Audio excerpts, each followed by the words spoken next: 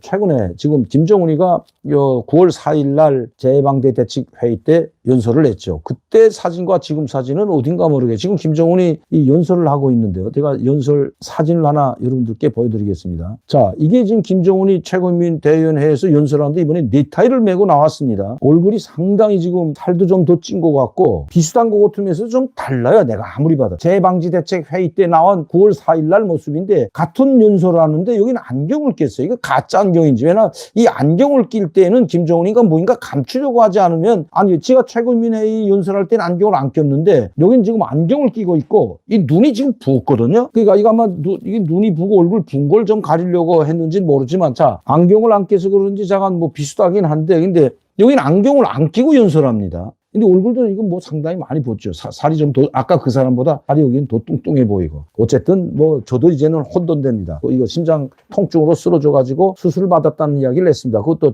북한의 정말 최고 권력기관으로부터 정보를 입수해가지고 저에게 먼저 정보를 줘서 제가 그거를 방송을 했습니다. 심장 수술한 건 틀림이 없다고 합니다. 그러면 어디서 했냐? 봉화진료소에서 했냐? 아니면 제3국에서 했냐? 어디서 했냐? 제가 그 나라를 찍질 않았는데 이번에 김정은이 사실은 이 심장 수술을 북한에서 한 것이 아니라 바로 제3국, 중국에서 했다는 것이 확인이 되었습니다. 다시 한번 확인해서 저한테 보여줬고 이것을 이 전 세계에서 가장 강력한 정보, 가장 최고의 정보기관이라고 하는 그 정보기관에서 확인을 해줬습니다. 김정은이 중국에 나와서 심장 관상동맥 수술, 심장 혈관 수술을 받고 확장 수술을 받고 그리고 북한으로 귀환했다. 8월 18일 통증을 느끼고 쓰러졌을 때 뭐 쓰러졌다고 해서 뭐 까무라치고 한 것 같지 않습니다. 통증을 느끼고 아마 몹시 아팠던 것 같습니다. 그래서 이 의사들의 권유에 따라서 이거 북한에서는 이 심장 수술을 할 수가 없기 때문에 중국 시진핑 주석에게 긴급 요청을 했다고 합니다. 그래서 시진핑 주석이 비행기를 보내줬고 그 비행기를 타고 중국에서 수술을 받았다는 것이 확인이 된 것 같습니다. 세 번째 다시 수술했다는 것을 확인이 됐다는 겁니다. 물론 여러분들도 아시다시피 제가 얼마 전에도 제 아는 후배 하나가 제 심장 수술을 했는데 제가 같이 갔다는 말씀드렸죠. 여기 대학병원에 가가지고 같이 가서 제가 사인을 했습니다. 보호자로 따라갔기 때문에 사인을 하고 심장 수술하는 걸 지켜봤는데 들어가서 보진 못하죠. 찍어 나온 걸 봤습니다. 야 정말 이거 우리나라 기술 대단합니다. 손목이나 아니면 허벅지 이 대동맥을 통해서 이 심장으로 쇠줄 같은 거를 쫙 요가지고 풍선 같은 그 기구를 요가지고 혈관을 뚫고 놓은 다음에 거기다 이제 관을 집어넣고 확장 수술을 하는데 이거 다 컴퓨터로 합니다. 이거 다 로봇가 다 하는데 야 정말 대단한. 그리고 심장이 움직이는 것까지 다 나오죠. 다 제대로 수술됐다는 것까지 심장이 어디만큼 막혔다 뚫린 것까지 다 나오는데 그 수술하기 전 영상하고 그다음에 수술한 다음에 영상을 이제 저에게 보여줬습니다. 그러면서 약 수술은 약 1시간 반 동안 진행이 됐는데 그 다음에 병동에 올라가 가지고 일어서 제 발로 걸어갈 수 있냐 하니까 일어설 수 있다고 하는데도 환자가 혼자 걸어가지 않고 침대에 누워서 병실까지 갔습니다. 이틀 동안은 움직이지 말고 식사 가져다 주는 거 이제 식사하고 뭐 병원에는 식사를 다 갖다 주니까 이제 그래서 식사를 하는데 제가 말씀드리는 것은 뭐 그렇게 심하지 않았죠. 이 친구는 그냥 통증이 좀 오고 또 힘든 일을 한다던가 일을 했을 때 약간의 심장이 뻐근하고 통증이 오는 것 때문에 그래서 이제 정밀 검사를 받고 동맥이 한 70%에서 80% 정도 막혔답니다. 기름충으로. 동맥이 막혔기 때문에 이걸 뚫어줘야 된다고 해가지고 수술을 했는데 그리고 나도 3일 동안을 경과 관찰을 해서 내보내지 않고 3일 동안을 관찰하는 걸 봤습니다. 그리고 3일 있다가 그 심장에 아무 문제가 없다는 것을 알고 그 관찰을 하고 괜찮다 해서 이제 3일 만에 퇴원을 했습니다. 퇴원을 하고 한 주일 있다 다시 와서 또 한번 찍어봐야 된다고 해가지고 이 친구는 다시 집에 갔다가 한 주일 있다 다시 병원에 와서 심장혈관 동맥을 찍어보고 문제가 없다는 걸 확인하고 돌아가라고 했습니다. 이제 병원에서 이제 결론을 내리고 집으로 갔죠. 그러면서도 보름 동안은 일체 절대 힘든 일이든 작은 일이든 일을 하지 말라는 의사의 진단을 받았습니다. 일체 일하지 말라. 이렇게 심각하다는 거죠. 왜? 다른 것도 아니고 이 심장에 어쨌든 뭐 수술이 잘 됐건 못 됐건 이 관을 삽입해왔기 때문에 그게 이제 자기 핏줄처럼 동맥처럼 그 고착이 되려면 상당한 시간이 걸린다고 합니다. 그동안은 절대 힘든 일도 하지 말고 집에서 쉬라는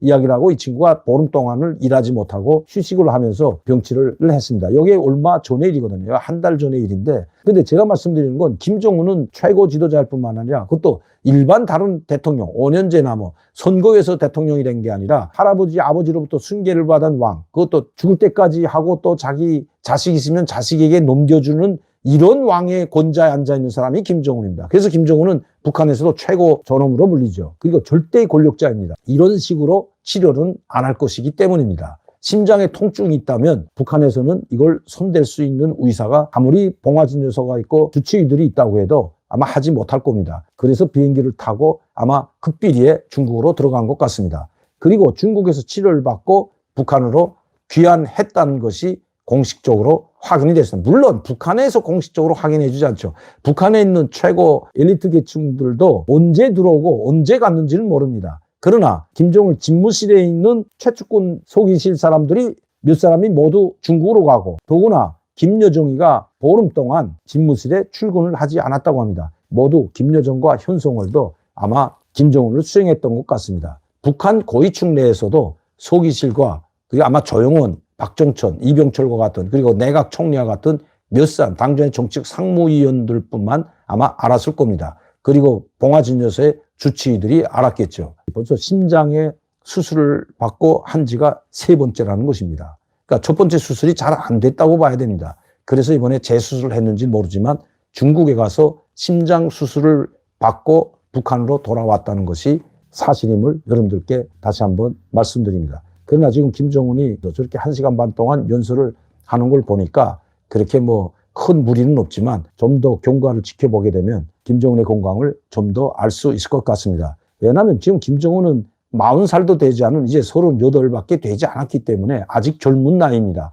젊은 나이지만 키에 비해서, 체격에 비해서 몸이 너무 불어났기 때문에, 또 한 몇 달 전만 해도 엄청나게 살을 뺐던 4월 달 이춘희 아나운서인데 보통강 아파트를 선물했죠. 그때만 해도 배가 다 들어가고 훌쭉하고 남의 옷을 빌려 입은 것처럼 아주 헐렁했던 옷을 입고 현지지도 장소에 나타났던 것 조선중앙TV로도 다 봤고 사진으로도 여러 차례 봤습니다. 그리고 북한에서도 방영을 했고요. 그럼 저희는 그걸 집중 분석을 해가지고 김정은이 약 30kg에서 40kg 살을 뺐다는 것까지도 알았습니다. 그런데 지금 김정은은 그때보다 살이 더 찐 것으로 나옵니다. 여러분 지금 그때 4월달 사진하고 지금 사진하고 한번 대비해 보신다면 엄청난 차이가 있는 것을 알 수가 있습니다. 지금 얼굴이 상당히 부었는지 아니면 상당히 얼굴에 또 살이 많이 찐 것으로 나와 있는데 한 절반은 붓고 절반은 아마 살이 찐 것 같습니다. 어쨌든 저희가 김정은 건강에 대해서 관심을 가지는 것은 북한이 지금 최고인민회의 김정은이 연설에서 보다시피 이미 핵무기는 절대 포기하지 않는다고, 또 자기 체제가 존재하는 한 포기하지 않는다고 공식적으로 발표했습니다. 그리고 법제화를 시켰습니다. 이것도 이번에 법제화를 시키고 그 운영체계에 대해서 운영체계 법을 여러 가지 법을 만들었다는 것도 김정은의 신상과도 저는 관련이 있다고 생각합니다. 김정은 살을 빼지 않았던 것보다 더 못하다는 것이 북한에서 온 소식입니다. 왜냐하면 살을 뺐으면 계속 그 상태를 유지하든지 더 살을 찌지 말아야 되는데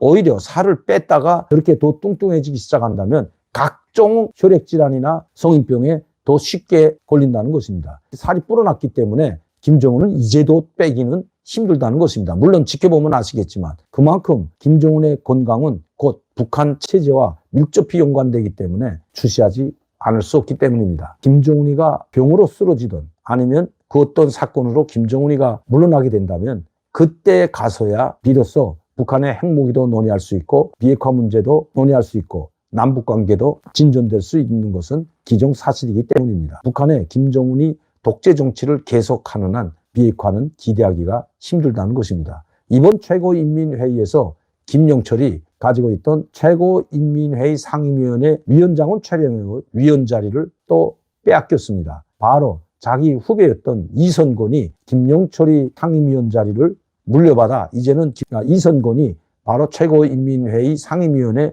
위원까지 꿰찼습니다. 통일전선 사업부장도 김영철부터 이선건으로 바뀌고 최고인민회의 상임위원회 위원으로도 바뀌었습니다. 그리고 이번 구구절 행사 때 이 황병서, 그동안 사라졌던 황병서, 아무런 직책도 없죠. 황병서를 비롯한 박봉주 이런 원로들이 나왔는데 김영철은 여기에도 보이지 않습니다. 김용남 아직 살아있습니다. 김용남이도 최고인민회의 상임위원장 했던 14돌 경축 행사에 공연장에 나왔고 김용남, 박봉주 그리고 황병서도 모습을 드러내고 이름은 나왔는데 유독 김영철은 여기에도 없습니다. 그리고 김원웅 숙청된 것이 확실히 이 김원웅도 이제 원로 대열에도 속하지 못한다는 것은 숙청되거나 아니면 제거됐다고 보는 것이 옳을 것 같습니다. 황병서는 그동안 나타나지 않고 어떤 회의나 어떤 축하 무대에도 공연이나 이 행사장에 나타나지 않았다. 이번 74주년 공화국창건 기념일 그 경축 행사장 전야제에 바로 황병서의 이름이 노동신문에 실렸다는 것 여러분들께 말씀드립니다.